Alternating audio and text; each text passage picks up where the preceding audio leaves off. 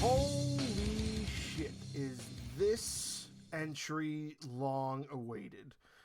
I have been sitting on the entry for this film for a year. This movie came out September of 2021.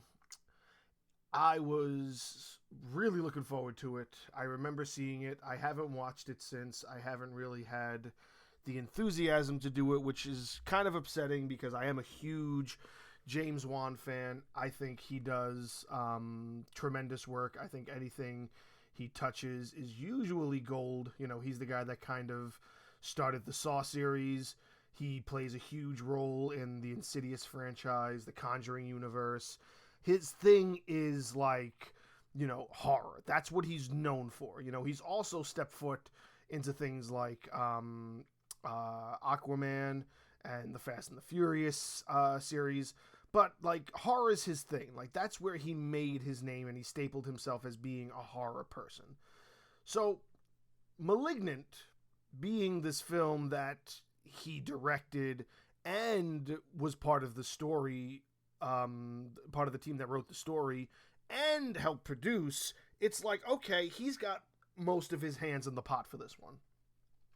So, it starts off great. It's like a really, really good kind of idea of where it was going. This story of the back and forth that this character kind of has between like almost a split personality, but then like I think they described it as like a parasitic kind of entity that's sort of a twin, but like the twins didn't separate all the way. So it was almost like a Siamese twin, but then the other twin didn't really grow to the point where it would have been another person. So they are like these two different personalities that share the same body and share the same brain. And the way that's portrayed is that this sort of other person is split on the same, which again, this is something that's sort of was established at like a very young age for the character. So let's just go right off the bat with saying that even if it was, so now again, the idea of the term malignant means they were able to kind of put to sleep this sort of parasite, this other being, and view it as it being an almost non-existent. So when the character was very young, they were testing it to see what it really was. And apparently it also has, you know, supernatural powers and psychic capabilities. So while it has these psychic capabilities and these superpowers, they were like trying to test it and they realized it was uncontrollable. So they put it like to rest. And how they put it to rest was they did something that was able to have it lay dormant, like hence malignant, like almost like a malignant tumor. And I believe, if I'm correct in stating, malignant also means cancerous in a way. So if it means cancerous, that means it can kind of go dormant in some way, shape, or form. So they were able to get it where this other twin went dormant for years, but it's still this thing that's on the back of the character's head that she hides in her hair. And like she goes years and doesn't realize that like, oh, she's combing her hair and like she doesn't feel another nose or anything. Again, this was a year ago. I can't 100% remember that little piece of detail where how she doesn't realize that she has another face on the back of her face. I don't remember that 100%. What I do know is that it does take a little while for you to realize that that's what the twist sort of is. Because they don't tell you that right off the bat. It's just that she's having this issue where she's sort of living in what she thinks is a dream, where she sees the death of people she cares about, and really what it is that she's seeing the malignant twin murder people that are getting too close, because eventually something happens where the dormant cancer twin wakes up and then starts wreaking havoc on the town. So as the malignant psychic powered twin is running around like killing people, and she's trying to figure out how she's sort of getting stuck in this and watching all of this happen and doesn't understand what's going on. She slowly kind of feels like nobody believes her and nobody can catch this thing. And then you start to notice that this thing runs really creepy and it walks really creepy. And if you really take a look at what it is that it's running backwards. And it's running backwards because it's essentially the back of her. So when she's asleep, it uses her back as its front, but her body isn't shaped that way. So to me, I think that's a really cool detail that created a lot of good scenes and a lot of good kind of creepy moments in a way. But where the film takes a really, really bad turn after all of the like good horror and all the good kind of storytelling, when the twist finally comes in that you learn, oh yeah, it's her, it's been her the whole time, but it's not really her, it's sort of this other her, and then the thing takes over. There's this really bad scene in a police station where it just goes from a horror movie to like this poorly conceived action sequence where it's like they give it like a sword and they make it just murder this entire police station. Like you're in the heart of a police station, and this thing has this ability to just completely obliterate and not get shot or anything once. Maybe, I'm not even joking, maybe 50 cops. It's like something out of a Tony Jaa film. And the fact that this thing went from horror film to random Tony Jaa action scene is just a really bad direction decision. Like, I don't get how James Wan thought that was the way to go. I would have rather a creepy chase. I would have rather maybe something that had to do with the psychic abilities that the thing has.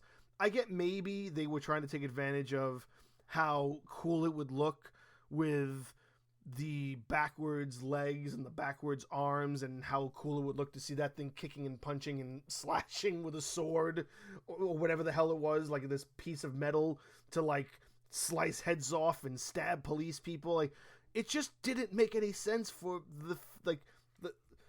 the flow of the film. It didn't fit. Why it was there is still weird to me, and I feel like that's what gave it its poor performance, because it was not like received well. It didn't hit its budget at all. I think its budget was like 40 million, and I think it only did 30. And that's really bad. Not even just for a James Wan film. That's bad for just any film. I think it's got like maybe 76% on Rotten Tomatoes, but that's critic review. But like the viewership, like audience review, I think it's like 38. It's like at a 6, like a 5 or a 6 on IMDb. It is not well received by anybody. It is not something that I think people have actually spoken about since it came out, unless you're talking about making fun of it as sort of I am. I did read, however, that it was sort of based on this graphic novel that I don't know if I ever had heard of before, but I did read somewhere that it was, and I remember reading about it when it first came out, but I didn't remember seeing if that thing was real or not.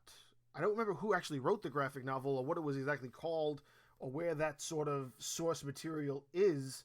Let me see. Hold on. Let me see. Let me look in this thing. Malignant production release. Critical response. Oh, where is it? Where is it? Production. On October 24, 2019, Wan clarified that the film is not based on his graphic novel, Malignant Man. So, actually, I was confused back then when I read this. Again, this is a year ago that I actually ever cared about this film. So, Malignant Man was the name of a graphic novel. Let me look this up. A graphic novel that was written by James Wan. Well, this actually looks pretty cool. It's got a pretty cool cover, and if it's written by James Wan, again, this is probably the only red mark on James Wan's kind of like list. Like anything that James Wan has ever touched, like this is probably the only kind of negative mark. So he probably went from like 100% to like 99% as far as James Wan is concerned. But I mean, I would give this graphic novel a shot. Maybe it's better than what Malignant was. Malignant Man is a superhero, and this is definitely not about a superhero. Okay, so he went on record saying that even though he has a movie named Malignant and a graphic novel named Malignant Man, which I thought there was a connection, but there isn't. But like I said, I read about this that October of last year when the film came out, later that September, and I waited for the October to actually see the film, and then I was going to do an entry last year about it, but then I never did, and I've been sitting on it, so I was just like, you know what, let me do it for this year. It's about time. Maybe kind of seeing it or kind of talking about it gives people this idea to maybe revisit it. Maybe they'll find some appreciation in it. I don't know. I don't plan on revisiting it because it's sort of disappointing, to say the least. Like, I really did like where it was going, and then I really didn't appreciate the turns it took for the third act. Like, the entire third act. I mean, the ending you could appreciate. Like, once you get out of that police station scene, you know, the ending where it's like this inner battle between the main character and her inner personality that she's discovering was laying dormant. Once you see how she's able to kind of win and then just become the all-powerful being, like she's able to harness the psychic power, but then lay to rest the bad twin, you kind of have an appreciation for that ending. But it's just this, you know, 15-20 minute fight scene that belongs in like a 1990s, you know, action film, not a fucking 2021 horror film. If you can't get past that, I don't blame you. I don't think anybody else blames you. I don't even think James Wan blames you. As a matter of fact, I don't believe that it's going to be going down in the history books for anything else than just being really upsetting that they put something like that in a film that really did have a lot of potential. The story really has a lot of potential, and maybe, you know, a remake. Maybe a couple of years down the line. It's a bit early now, but maybe a remake and just minus the friggin' sword fight, and then maybe we'll talk like how are we gonna have like Insidious plus the Power Rangers? Like, it just doesn't make any sense for this random sword fight, and it's just so upsetting. Even now that I talk about it, I'm like, oh, maybe I will watch it again. Maybe I'll give it a shot this Halloween. But no, I don't think I will.